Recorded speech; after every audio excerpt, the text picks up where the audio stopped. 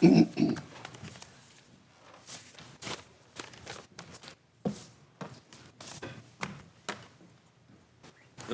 let's get started. It is Monday, June the 28th, 2021, 9 a.m. Wilson County Commissioners Court is now in session. We'll have the opening prayer by Claude Hungerford, Senior Pastor at Grace Bible Church of Lavernia. Heavenly Father, we just thank you for your blessing on this nation, this state, and this county.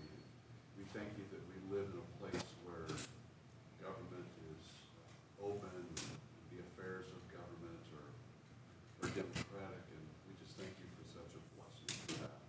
Lord, I just ask that you would give each commissioner, and the judge, and all the county officials wisdom as they conduct the business on behalf of the people. In your name we ask and pray this. Amen. Amen. I pledge allegiance to the flag of the United States of America and to the republic for which it stands, one nation, under God, indivisible, with liberty and justice for all. Honor the Texas flag. I pledge allegiance to thee, Texas, one state, under God, one and indivisible. Thank you, Claude. Okay, moving along to agenda item number 3, public comments. We have none at this time, Judge. Okay, so agenda item number 4, certificates of completion and awards. So, okay. Criminal Justice Information Services Security Awareness Training. This is to certify that Eva S. Martinez, Aurelia Vela, Gail Ritchie,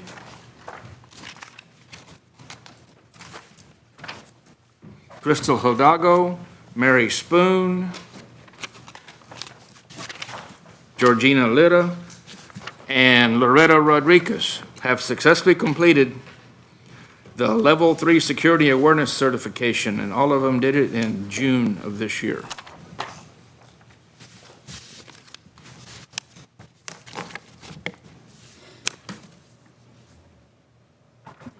And then I have the bonds, Judge, for you. Okay. There you go. Okay, then we're going to move to agenda item, if there's no more certificates of completions or awards or anything. Agenda item number 5, award approved bond of Christina Moots.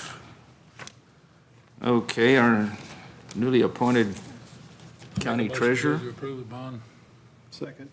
Motion by Commissioner Fowle, second by Commissioner Martin, that we approve the bond of Christina Moots. Is there any more discussion? All in favor? Aye. Aye. Any opposed? Okay.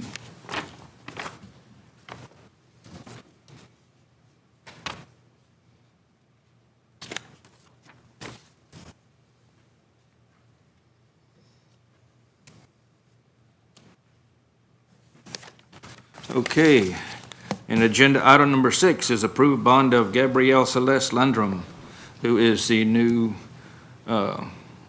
chief clerk in the treasurer's office. I'll make a motion. Motion by Commissioner Second. Wiley, second by Commissioner Perdola. Is there any discussion?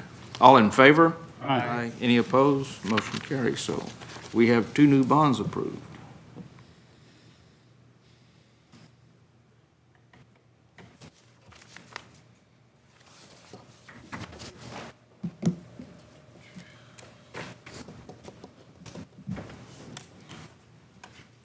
Okay, agenda item number 7, Richard L. Jackson County Judge, discuss and take action on changing Commissioners Court date from October 26th to October 25th.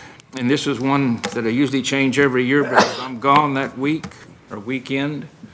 And Excuse me. the place that I'm going to is one of my vacations that I go every year, is not happening until next weekend. So instead of having Commissioners Court on Tuesday like I had changed, we was going to change it back and have it on Monday. So you were confused, or? I was confused. Well, it's always happens that weekend, but this time, October has 5 weekends. I'll make a motion, we do it. Motion by Commissioner Wiley, second by Commissioner Perdola. We change it back from the 26th to the 25th. Is there any more discussion? All in favor? Aye. Any opposed? Okay, so we've got it moved back to the 25th. Okay, agenda item number 8, Gary Martin, Commissioner, Precinct 1, discuss and take action declaring Precinct 1 asphalt zipper as surplus, use the fund balance to pay off the note, and selling the asphalt zipper. Okay, I discussed this with the county auditor, and this is the procedure that she decided that we needed to go through to be able to do this, because currently there is a balance owed on this piece of equipment that was financed. I don't need it, I don't have any intention to use it, and so I want to sell it as surplus. Okay, we have to pay it off before we sell it?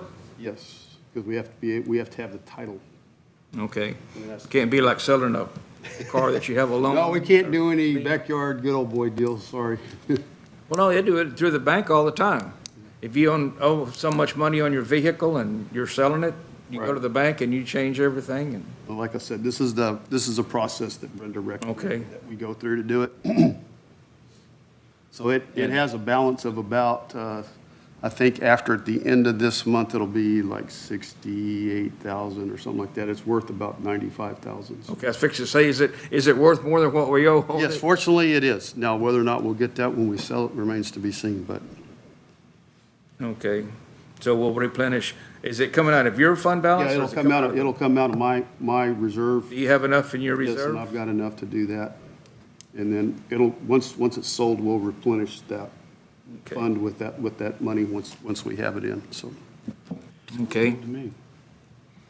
you want to make the motion? Yes, so I make a motion to declare the Precinct 1 asphalt zipper a surplus, use the fund balance to pay off my note, and sell the asphalt zipper. Second. Okay, motion by Commissioner Martin, second by Commissioner Perdola that we declare the zipper surplus and pay off the note and sell it. Is there any more discussion? All in favor? Aye. Any opposed? Okay, so we're getting rid of the zipper. Okay, agenda item number 9, Richard L. Jackson County Judge, Brenda Trevino, County Auditor. Discuss and possible action on the budget amendment for JP Net Data Software. And we don't have Brenda here, but we have Kristen. But you want to explain it? Or you? So as it is right now, we have the net data computer maintenance coming out of the JP Tech Fund, which is $22,640. Those funds in that JP Tech Fund are depleting, so there's not enough funds to cover that.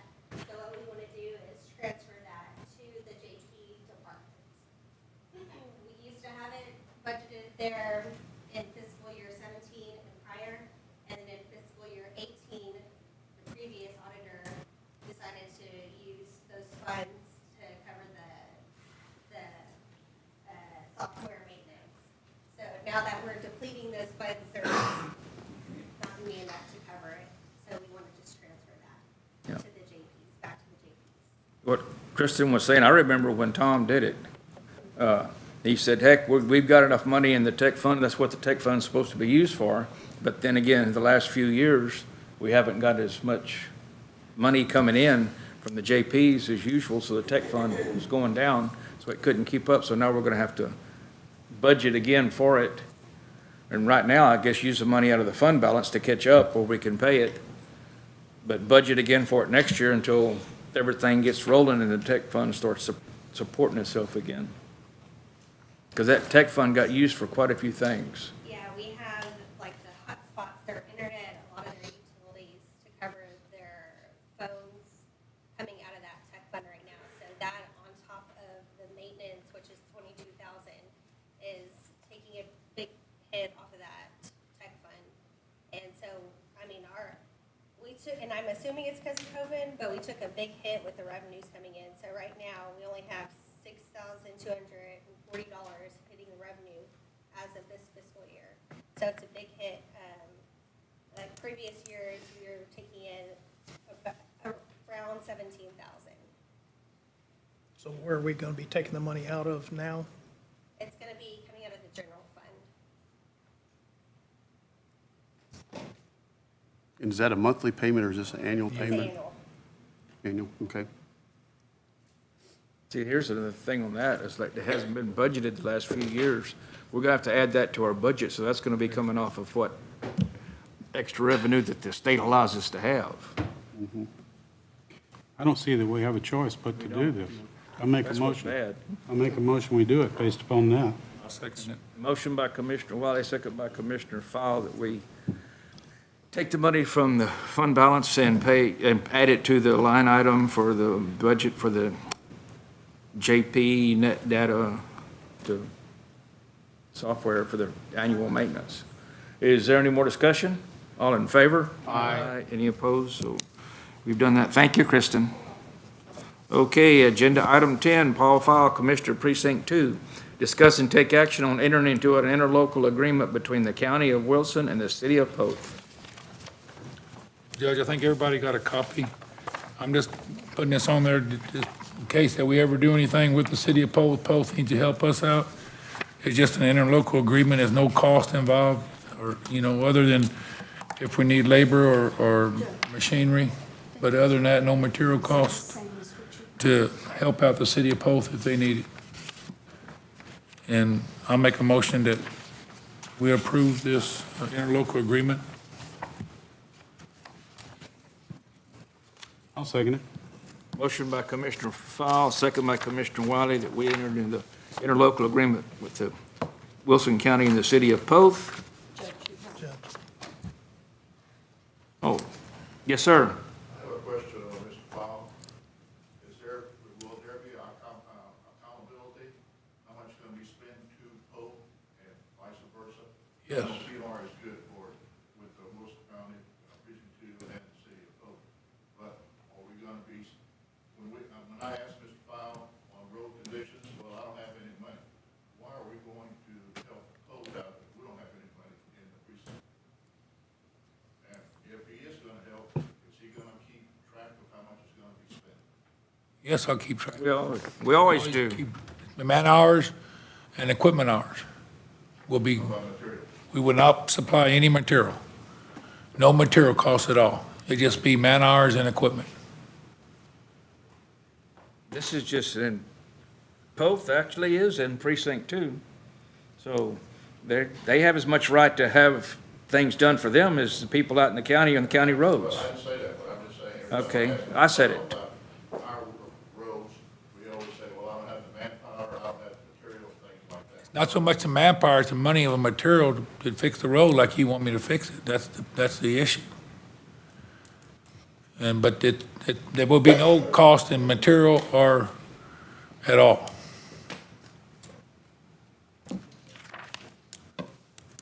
Has the county, did we vote on that? Has the county attorney's No, we office haven't. reviewed it? She's the one who made it up. Okay. Okay. Now, we have the motion by Commissioner Fowle, the second by Commissioner Wiley. Is there any more discussion? All in favor? Aye. Any opposed? Motion carries.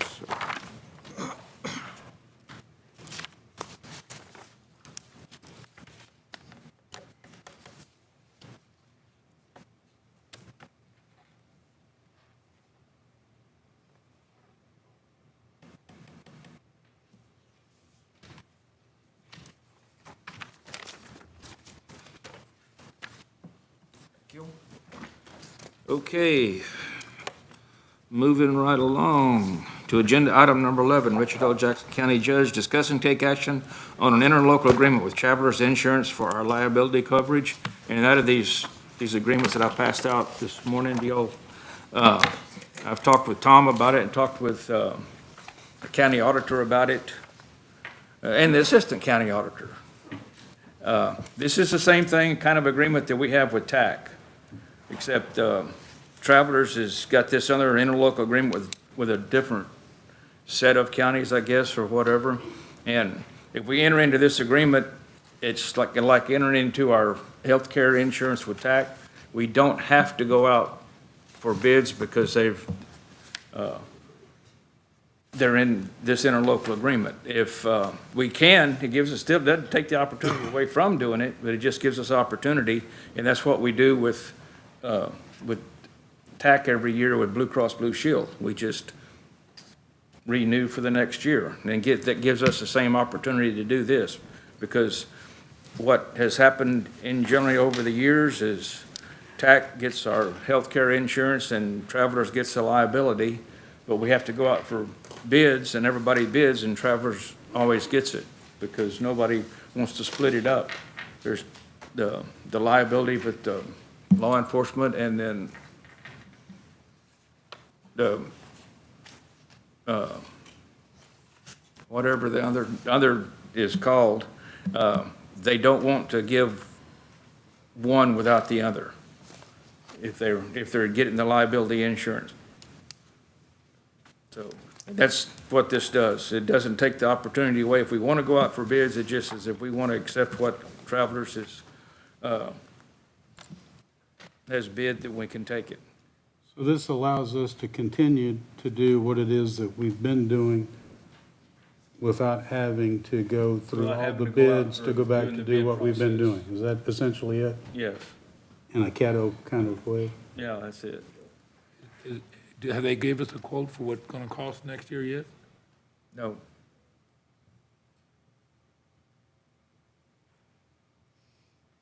I'll make a motion to approve the interlocal agreement with Travelers Insurance for liability coverage. Second. motion by Commissioner Martin, second by Commissioner Verdola, that we go enter into the interlocal agreement with Travelers to, insurance. Is there any more discussion? All in favor? Aye. Any opposed? So I don't know which one of these to sign, because I printed a bunch of them out this morning to show it to everybody. So, have you got one, Eva? I gave you one. Yes, I do. Yes, sir. I will get with you after a while, Yes, sir. okay? So we don't need to sign. No, I just made these up for copies to give to everybody. On number 12, I'm still waiting for a copy to be printed out. Can we move 12 Okay. down? Yes. Okay.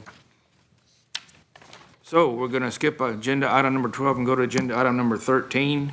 Paul Fowle, Commissioner Precinct 2, Jalen Bodiford, HR Specialist. 13A, discuss and take action on accepting the recommendation of the Insurance Committee for the 2021-2022 TAC Health Insurance Plan. The fun begins.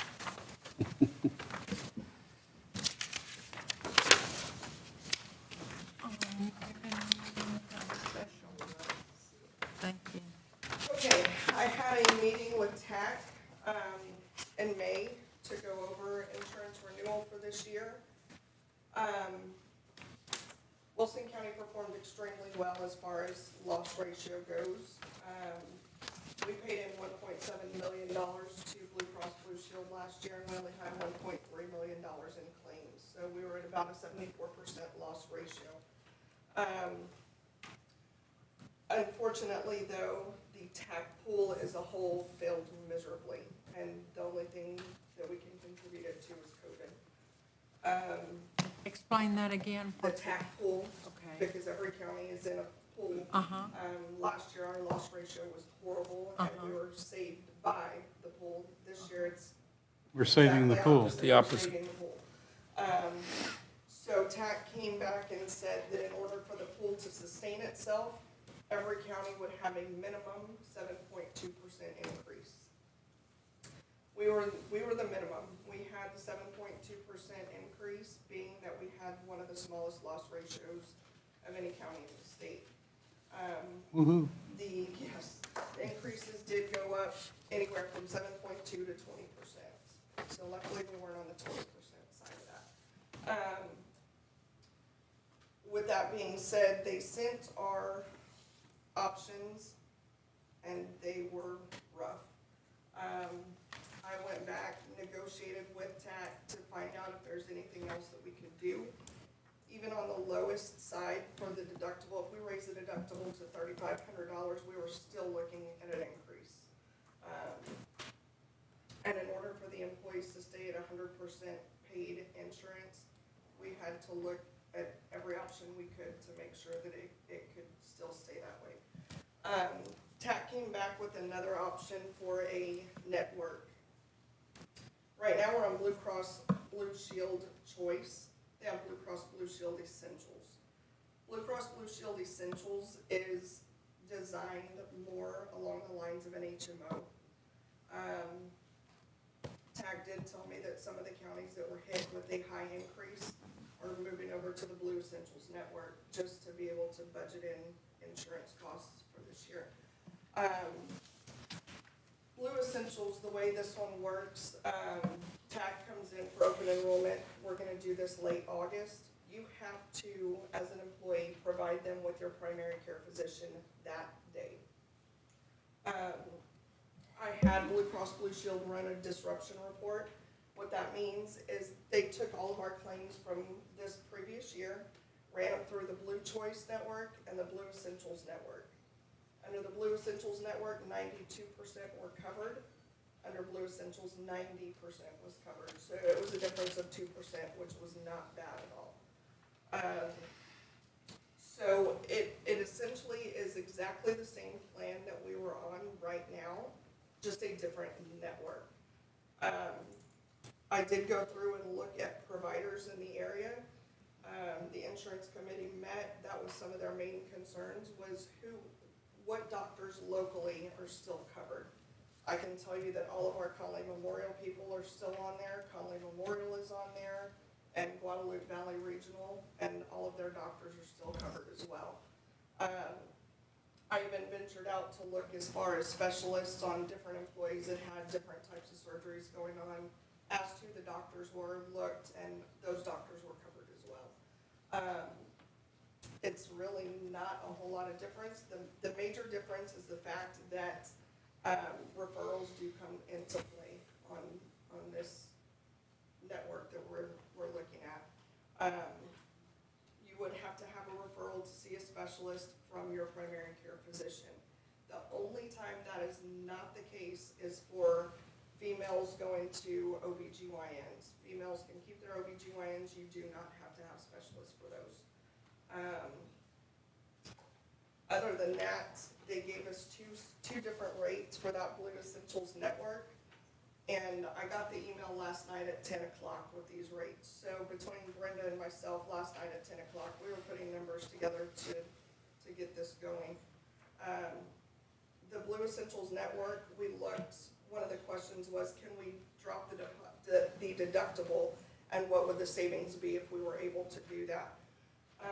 With the Blue Essentials $2,000 deductible, the rate would have been $752.42, which would be a cost savings of $67,000 to the county.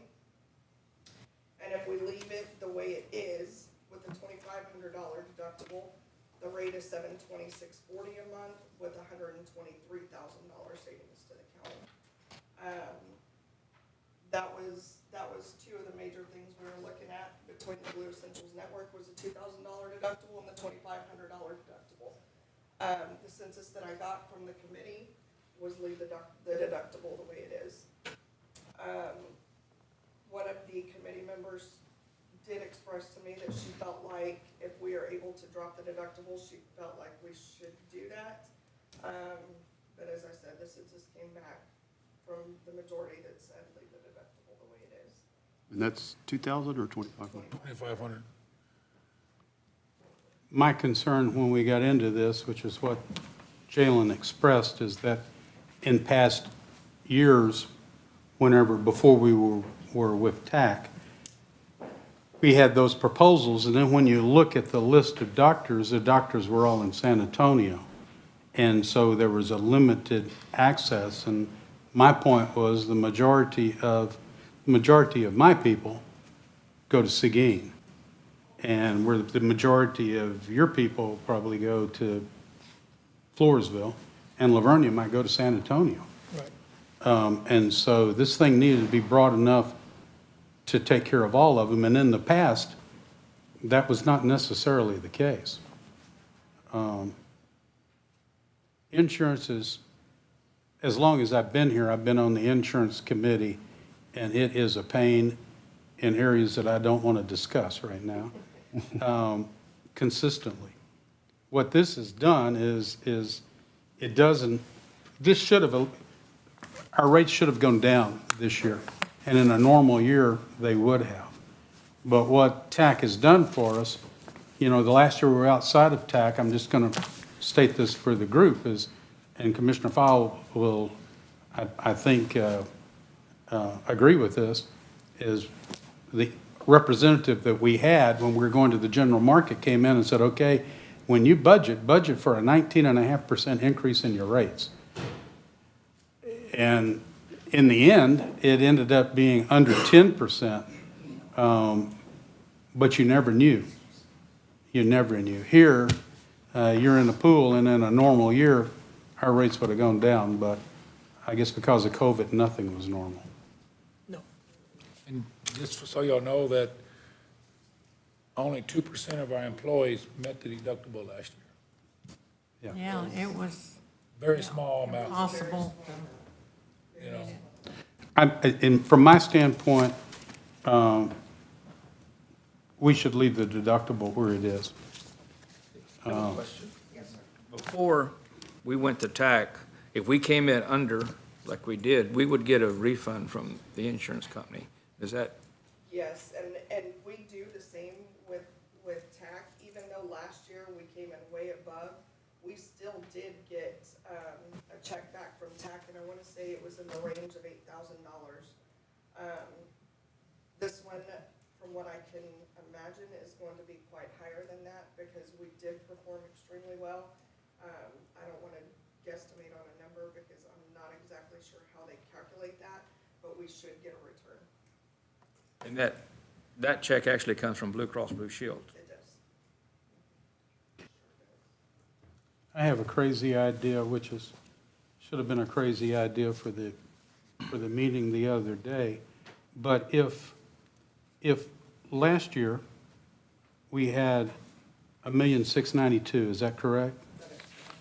We've got $1,625,000 with $2,000 deductible, and $1,569,000, which is not quite a $50,000 change. Would it be possible to even consider going to the greater deductible and for those that met their deductible to give them $500 so that essentially their deductible remained the same, but then the county ended up saving what looks like about $45,000, more or less? Maybe a little more than that. It's a crazy idea. I just thought I would raise it. Well, the deductible was 25,000, or is 25. 2,500, excuse me, yeah, not The 1,000. year before, it was a 2,000. Oh, We okay. got that rate increase because. But since we're changing the network, the 2,000, because it's going to cost people, you're going to have to go to the doctor every time. Your primary care is gonna have to Yes. set up your initial specialist referral. After that, you don't have to have a referral. Every time the initial specialist visit would require a referral, yes, sir. Am I missing something when I think with the deductible so high, what we're doing with a lot of employees is they go to the doctor and, for instance, they need surgery, but they don't have the 2,500 deductible, so they just put off the surgery hoping next year will be better. And in fact, it increases costs the following year. Is that not? Not necessarily, because when it comes to deductible and surgeries and instances like that, more times than none, the hospital will work out some kind of payment arrangement with the individual to still have it done, and then it's paid out. How come I always have the doctor that won't work with you? They told me to come back when I had 10,000 cash.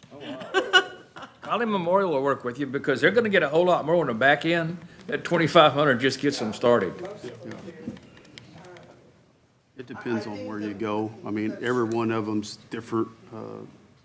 You know, some of them want it, some of them will take a payment plan, and like you said, some of them won't do anything until you're paid in full. You So, know, I worked for 15 years with doctors as their legal counsel, so I don't want to go to the ones that will charge $300. I want to go to the. Here's the deal.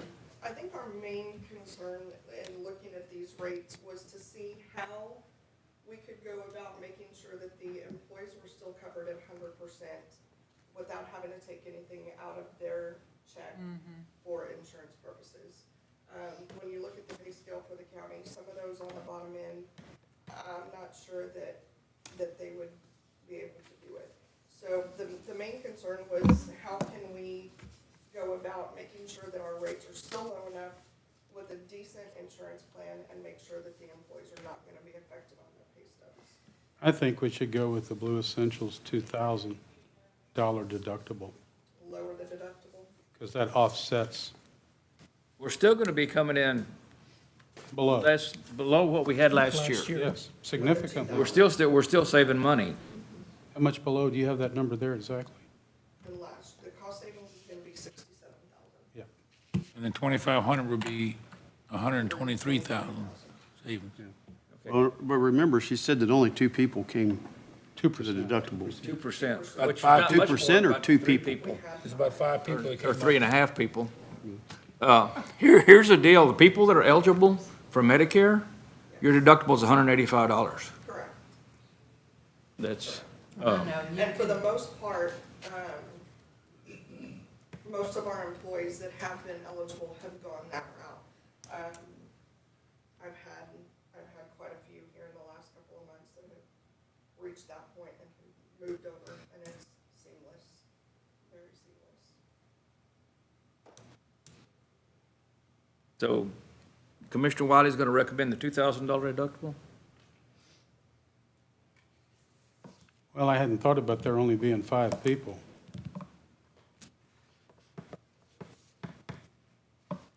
I think with the crunch that we're facing this next year, we need to look at, try to save as much as we can. And Yeah, absolutely. The average person, employee is going to look at this and go, oh, boy. I mean, they've had 2,500 this year.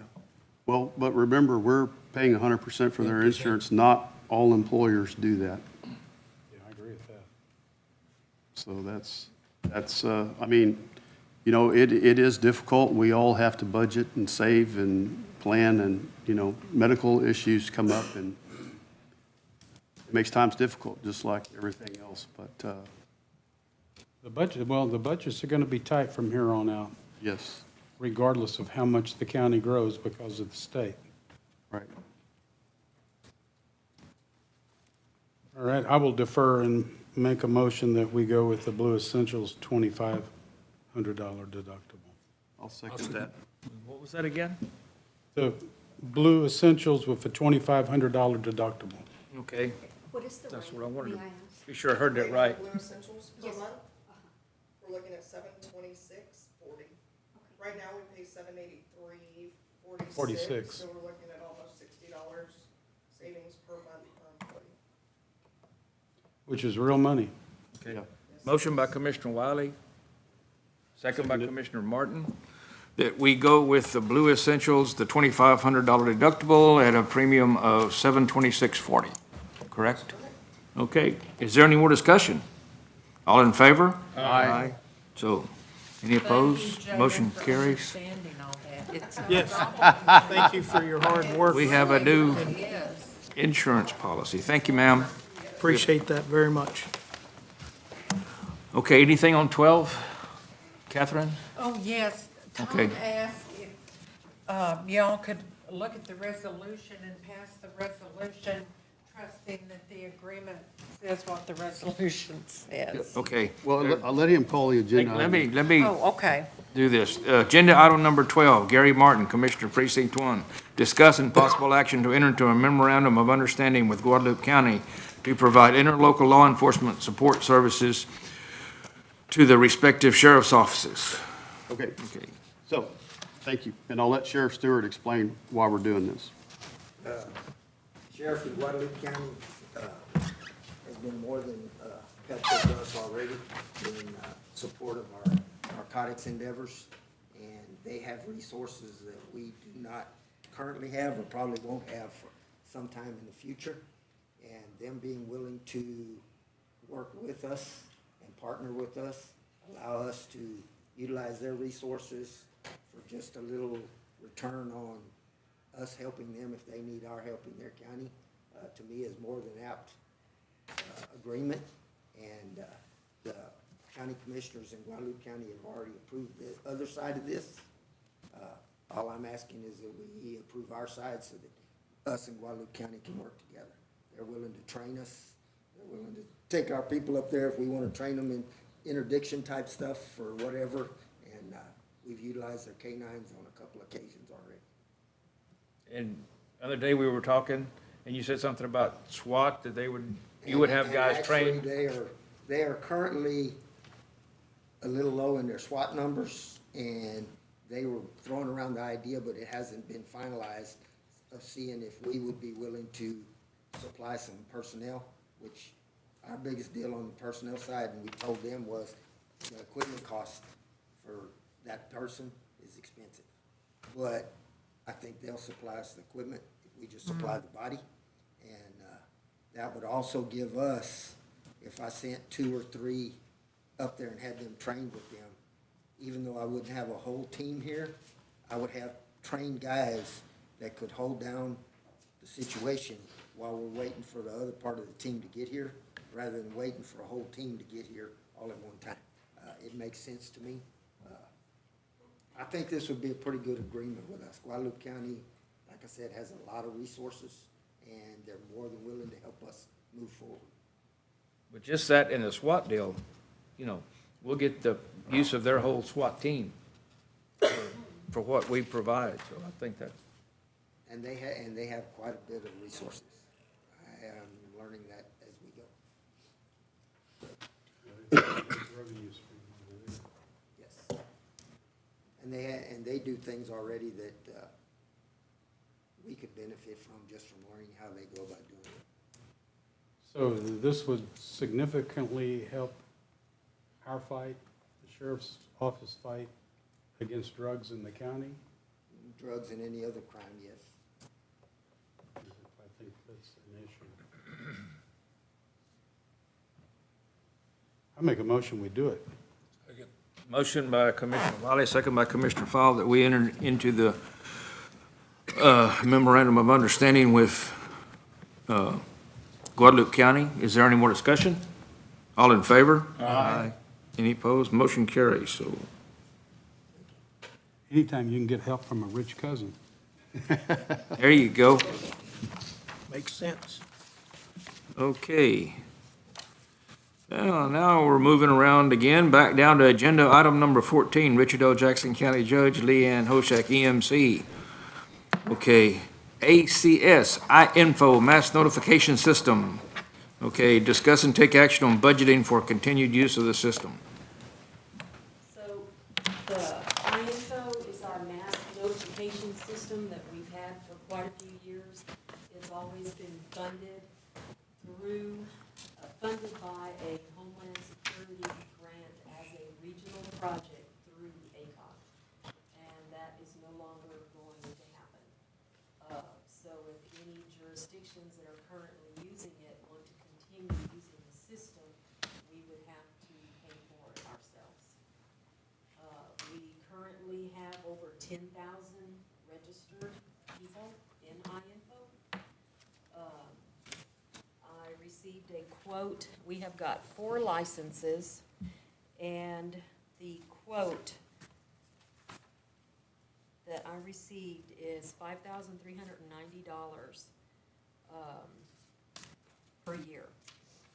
And the 4 licenses that we have, 2 of them are what they call DML licenses, and that's the ones that Cindy and they're currently in Cindy's and my name. And the other 2 licenses are called PL1s, and those licenses just allow the user to send out the messages. The licenses that Cindy and I have, we can send out messages, we can create groups. We used the clinic registration system for all our COVID vaccination clinics. So Cindy would go in and create the appointment registry and the link to be able to send out to the people. Like I said, we've got over 10,000 people currently registered in this system. They're registered they have the option of receiving texts and or emails. We've got different groups set up for various things, and when the individual goes to register, they can choose whether they want to receive just emergency notifications, COVID updates, general announcements,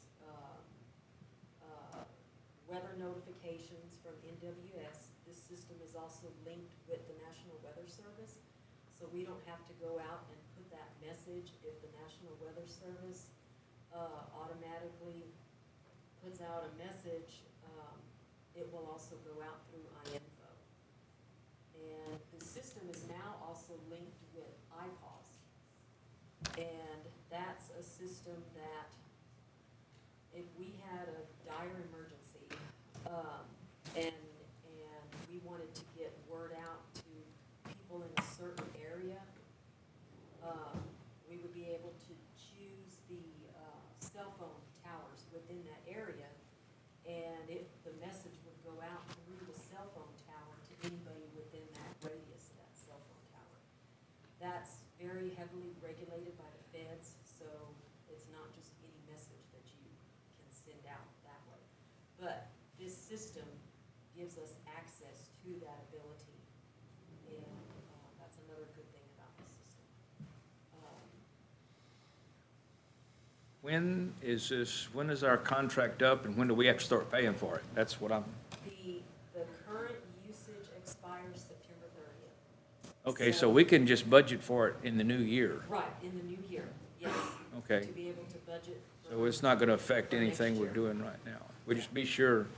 Yeah, You we've could got- take a note for that, Kristen? Yeah, we've got continued usage through September 30th. Is there any chance of getting any grants on covering any of this or not? They, I was up there, and the people that were in charge of the grant at one time, and then it kind of trickled down to some other people, and Leanne and I have talked about this, and they weren't really in favor of continuing the grant for us to be able to use this iInfo system. And their big argument is we're not using it for what it was intended for, which it was intended for terrorism. Okay, terrorism notifications in downtown Wilson County, Floresville. But we were getting us, Atascosa County, Karnes County, Medina County, Bandera County, Gillespie County, Frio County. and Frio County, we're all getting good use out of it, even though it wasn't exactly used, we weren't using anything, or any information on terrorists or anything like that. But they decided that, no, we didn't need it anymore, so they didn't want to fund it. So we're up on it. And it does do a lot of good. It does get a lot of information out there. Yeah, we've used it for emergency notifications, we've used it to put out, the collection event, when we did recycling, we put out a bunch of information. Last minute office closures. When I had closed roads, y'all, Yes, yeah, when it floods or Yes. you can put it out. yeah. No, I think it's, We had, And the annual he went cost, and looked for me, okay, in the past 12 months, Wilson County has sent out 466,291 combined text and email messages in the last 12 months. And it also helped immensely with our vaccinations. Yeah. Oh, God, yes, because we were able to create that registry and put the link, and people would go and click on the link and register for an appointment. And that, when I even brought that up, and that didn't faze them a bit. And they So is decided this they something we weren't gonna- might be able to use some of the recovery? well, that's what I was just going to say, is there's probably a good possibility that for the next, 3 years, I guess, that we could potentially, we could- I mean, it's only, what'd you say, $5,300, $5,400 a year, so, but hey, whatever we can get. Remind Michelle to check into it for us. But yeah, definitely, I think it's an item we need to, I'm just asking permission to be able to budget for it, because I gotta get my budget over to Brenda, so. And yes. here's the deal, like we're just, okay, get with Michelle, and if there's a possible way for the next 3 years, like Gary was saying, that we could fund it out of ARP money, that'll save your budget. So you need a motion to, To approve budgeting for it. I make a motion that we approve the budgeting for it. Second, Motion by Commissioner Perdola, second by Commissioner Martin. Is there any more discussion? All in favor? Aye. Any opposed? Motion carries. So Then we'll get we're going to Michelle fund our own IMFO Yeah, now. into Yeah, that, if see. by some chance We it's should be able to- eligible, then, yeah. Well, certainly if this thing continues or there are subsequent vaccination requirements or whatever, since it provided such a benefit, I don't see how it couldn't qualify for that, but. Okay. Agenda item 15, Christina Moots, interim county treasurer, financial report. And she and Brenda are, I know, they're in, They're gone. I'm going to say something to her next time, just. Okay. As long as they come back with it. Oh. Yeah, as long as they come back.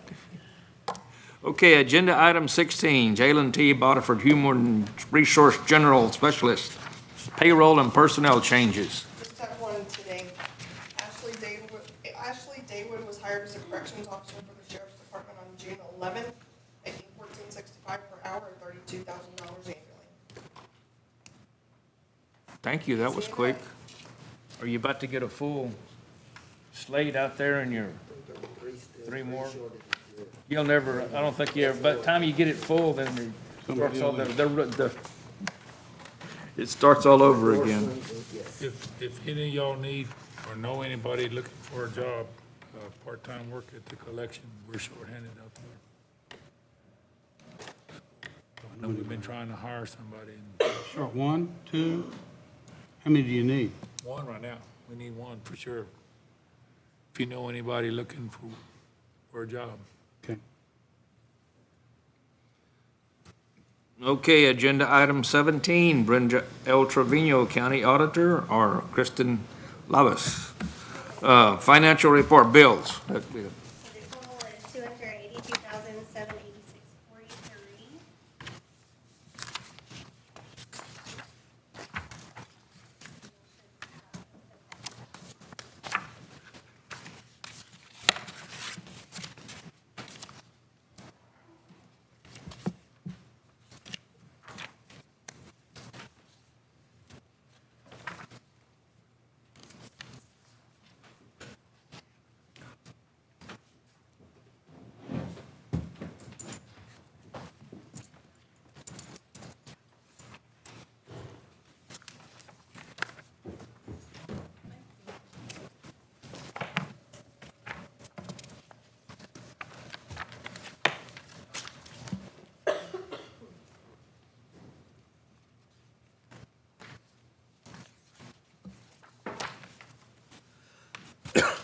I'll make a motion to approve the bills.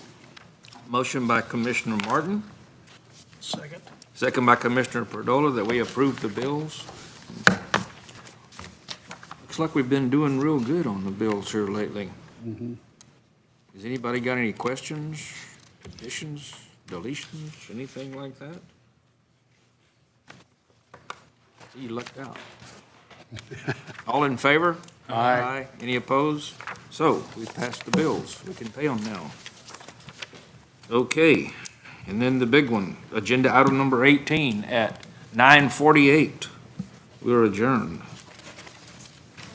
Okay, and here's the announcement. If anybody has anything, take it to Commissioner Wiley. He's gonna be the only one here for the next 3 days. If you can't find And as it, long as call it me, benefits because I precinct can't. 4, I'm ready to approve it.